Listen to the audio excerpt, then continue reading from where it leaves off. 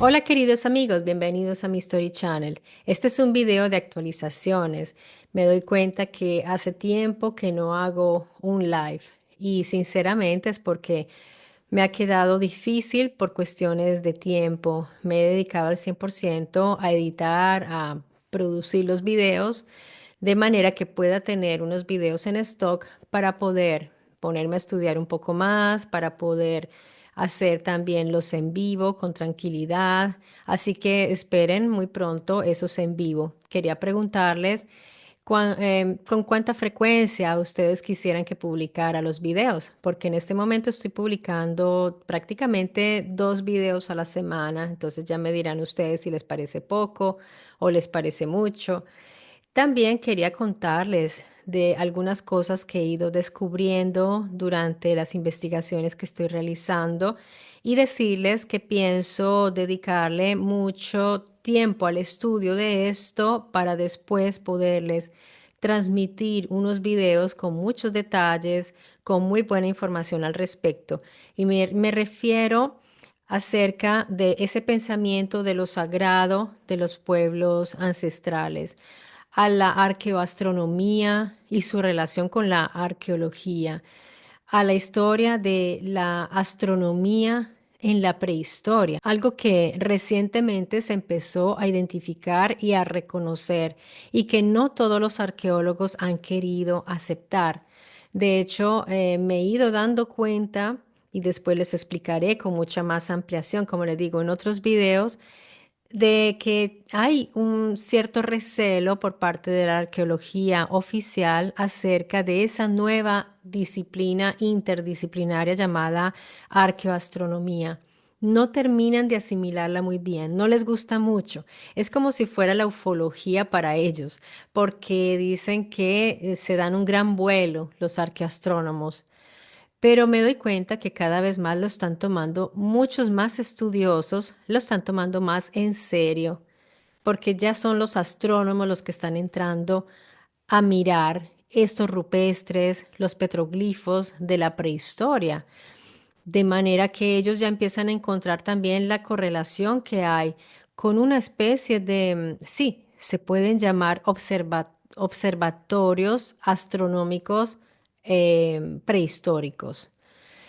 Y esto, toda esta información de la astronomía que extrañamente, hablándolo en términos de la oficialidad, existía ya en la prehistoria, a mí no me sorprende porque yo ya he ido entendiendo que toda esa historia paralela que nos han ido develando autores y estudiosos independientes, que se han ido dando cuenta que en realidad en un pasado muy remoto hubo una intervención de terceros que culturizaron a la humanidad. Y yo me doy cuenta que hubo grupos humanos que recibieron esa culturización y esa enseñanza directamente. Hubo varios grupos humanos que lo recibieron y se nota en lo que dejaron, en sus construcciones, en esa conciencia astronómica, ingenierística, tecnológica, arquitectónica y de muchos tipos de esos grandes monumentos que dejaron, que son inexplicables para la historia oficial. Y veo que las poblaciones actuales, que vienen de poblaciones ancestrales, que al mismo tiempo vienen de poblaciones prehistóricas, han heredado algo de ese conocimiento, pero ellos, y me refiero a las poblaciones indígenas, autóctonas de cada lugar del mundo, ellos han ido recibiendo con el tiempo información, pero mucha se ha ido perdiendo. Y digamos que ellos algo tienen, pero también han sido influenciados. ¿Por quiénes? Ya no por esos que venían al inicio, por nosotros. Ellos han sido influenciados por la civilización contemporánea. Así que miren qué está sucediendo ahora a la inversa. Ellos están recibiendo nuestra influencia, de modo que se ha mezclado el conocimiento que viene desde la prehistoria, el conocimiento ancestral, con lo que nosotros le hemos ido inculcando respecto a la religión. Así que ese conocimiento científico se ha convertido en religión o en una cosmogonía espiritual y en supersticiones y creencias. Eso se ha ido mezclando. En ellos se mantienen más puro algunas cosas. Hay una mayor pureza porque no les ha llegado o no han aceptado, no han querido aceptar, se han resistido a recibir la institución religiosa. De manera que llegó la espiritualidad a ellos, pero no la desarrollaron como una religión, sino como una doctrina espiritual chamánica, que también es una influencia externa, porque en realidad, como les he tratado de decir, hay que separar lo que es la ciencia que ellos, que en un pasado muy remoto se recibió de los que venían con todo lo que se ha ido mezclando y que se volvió la llamada espiritualidad.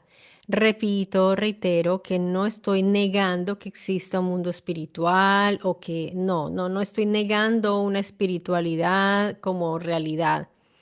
Pero lo que estoy diciendo es que hubo un momento en el cual entraron estas ideas de un mundo espiritual que yo estoy tratando de identificar cómo sucedió y por qué y cómo se introdujo, si es que es posible, porque esto lo están estudiando muchos estudiosos que llevan que ya murieron y que dedicaron toda su vida a esto. Entonces, no pretendo saber más que ellos, pero puedo de pronto tener otra clase de intuiciones a partir de lo que estudio en ellos y de lo que veo también en otras investigaciones que no están alineadas con el pensamiento oficial.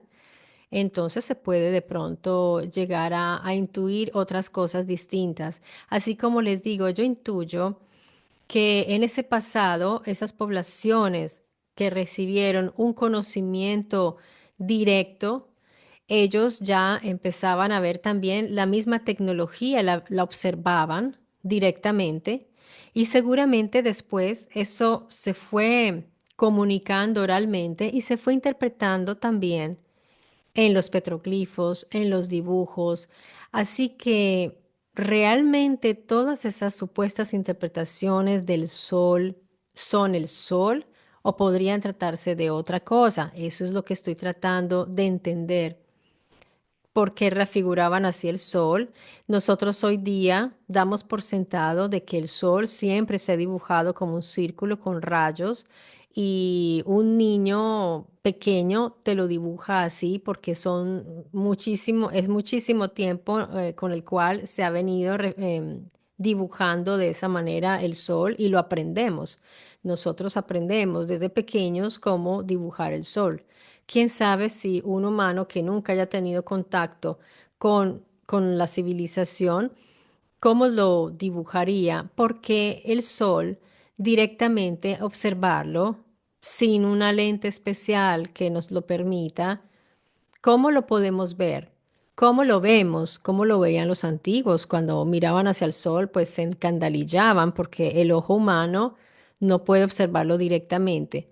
Quizás al atardecer, quizás mientras estaba pasando entre una piedra y la otra, quizás de esa manera llegaron a entenderlo así como lo dibujan, de esa manera, o podría tratarse en algunos casos de otro tipo de cosas. Analizaremos unos rupestres interesantísimos donde hay unas secuencias de sol supuestamente que están siguiendo un percurso supuestamente, pero ¿será una secuencia del sol o serán más objetos circulares?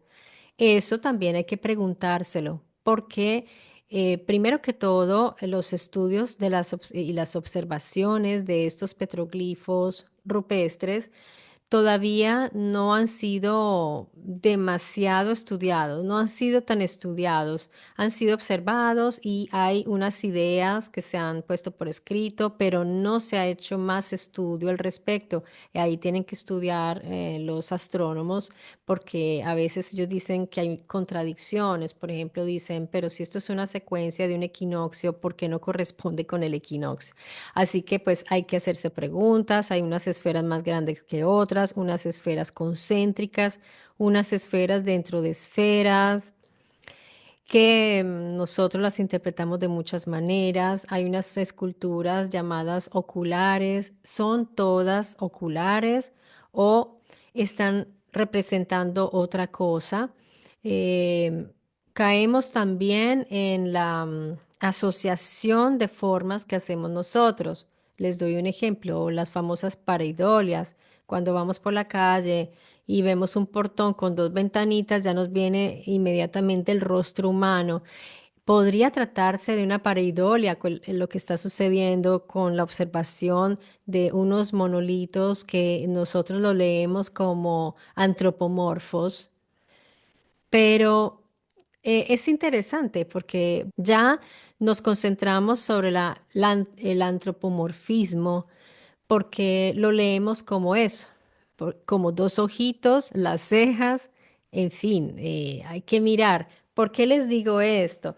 Miren, yo estoy ahorita estudiando este libro que les voy a exponer esta historia de una manera que nadie se los ha contado. ¿Por qué lo digo?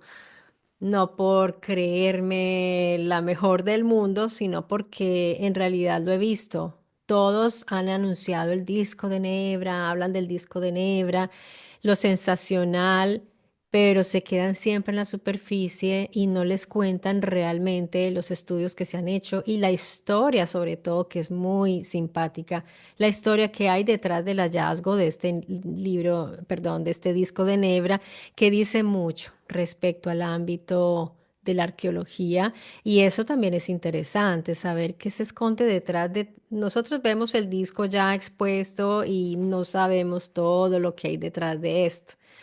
Como les digo, estoy estudiando a Mircea Eliade porque él es un gran referente respecto a lo que es el sagrado. También Julian Rice también estudió muchísimo el tema de lo sagrado.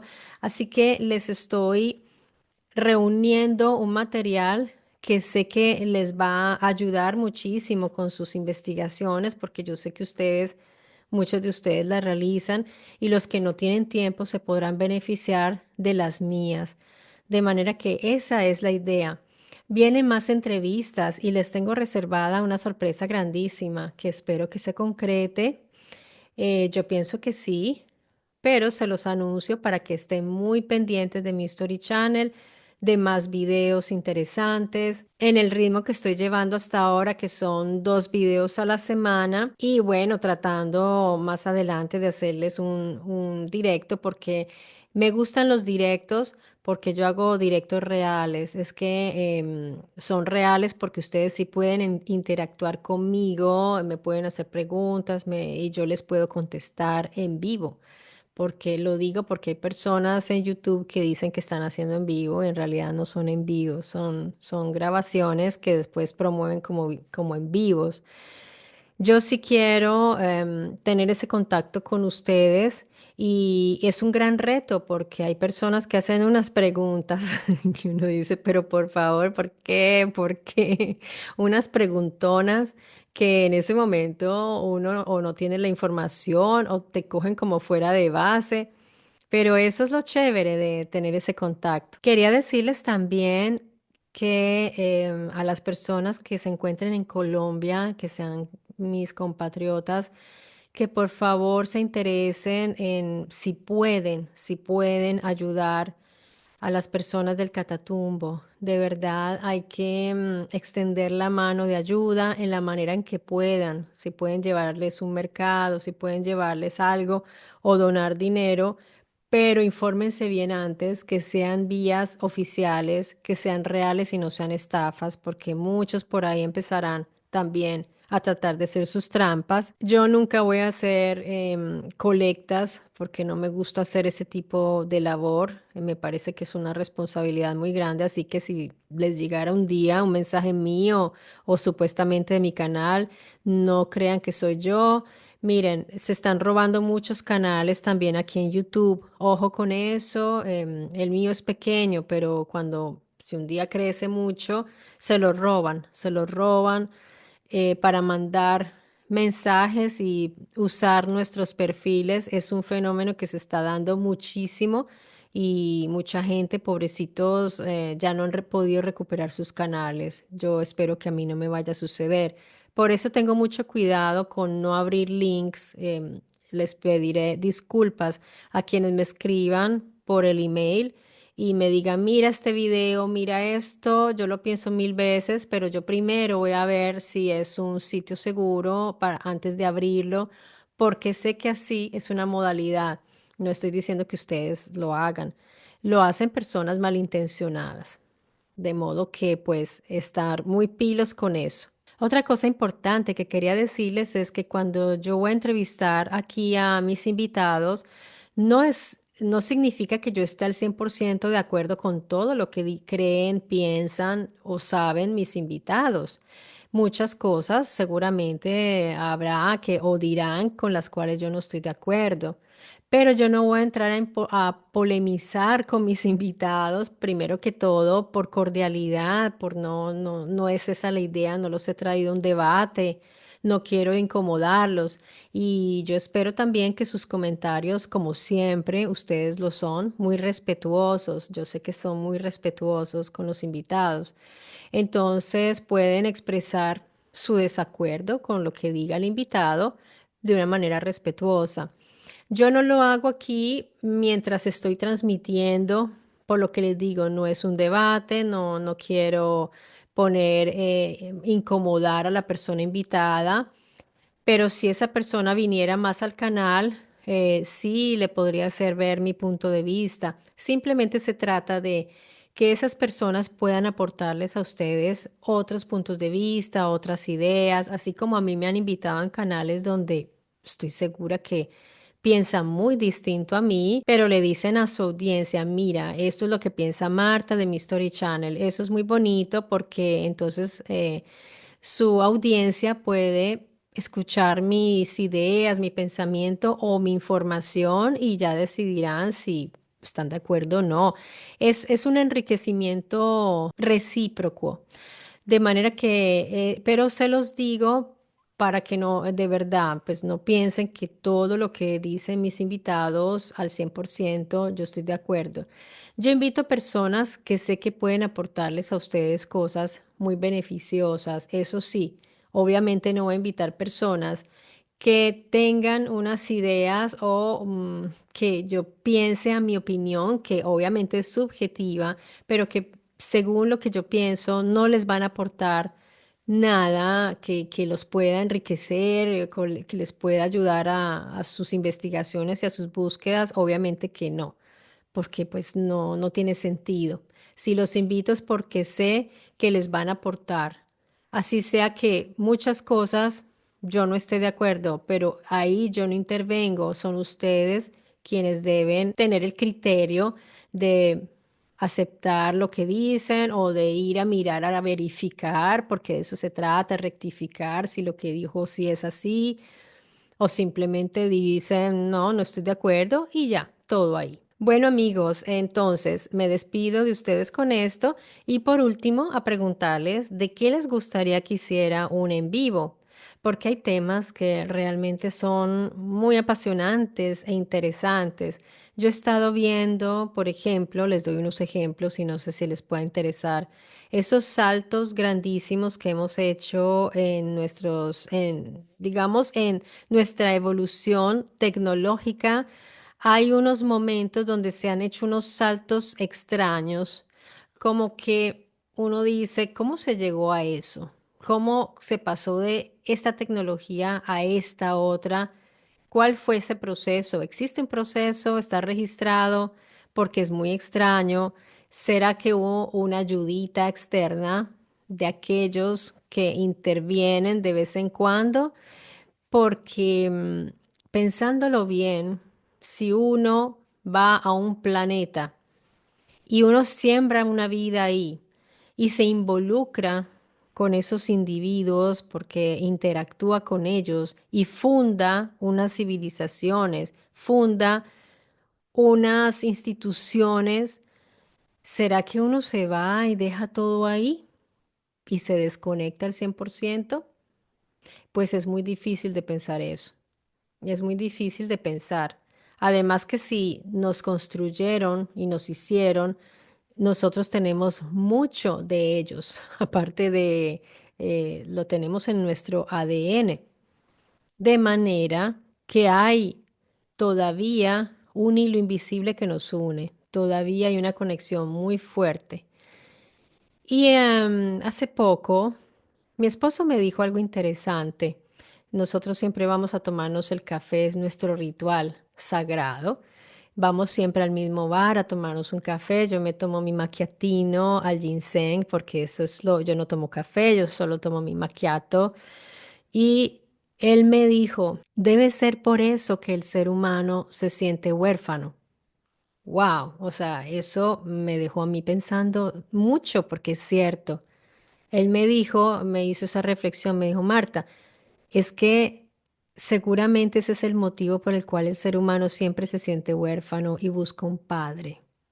Padre, madre, ¿por qué tenemos eso? ¿Por qué siempre esa búsqueda de nuestro creador, nuestro padre? ¿Por qué?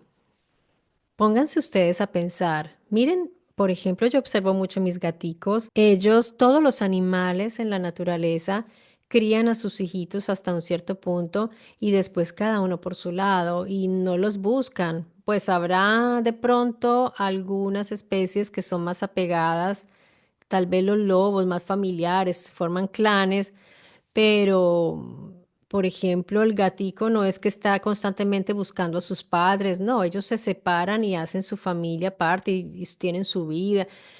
Nosotros, aparte de nuestra familia humana, carnal, que somos, aparte de nuestra familia humana, que somos tan apegados, pues siempre estamos pensando a un padre, a una madre.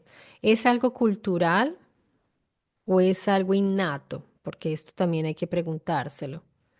Pero esa sensación de orfandad de la humanidad entera como humanidad es bien interesante porque no nos gusta pensar que no tengamos alguien que nos haya originado, ¿verdad? Y es que efectivamente, si ustedes miran las narraciones más antiguas que tenemos, lo dicen, nosotros sí tenemos unos hacedores, que si los queremos llamar padres, y algunas tribus, por ejemplo, miren cómo los llaman los Hopi, los llaman los hermanos de las estrellas, miren cómo, por ejemplo, llaman los indígenas de la Sierra Nevada de Santa Marta, los llaman el padre y la madre espiritual. Entonces, pues todo esto es interesante de observar, no hay que dar nada por sentado en nuestras búsquedas. Y ahora sí, queridos amigos, yo les mando un gran abrazo, nos vemos, nos seguiremos viendo aquí cada semana en mi Story Channel. No se desconecten, empiecen a mirar qué otros videos hay en el canal y seguimos en contacto. Un gran abrazo y hasta pronto.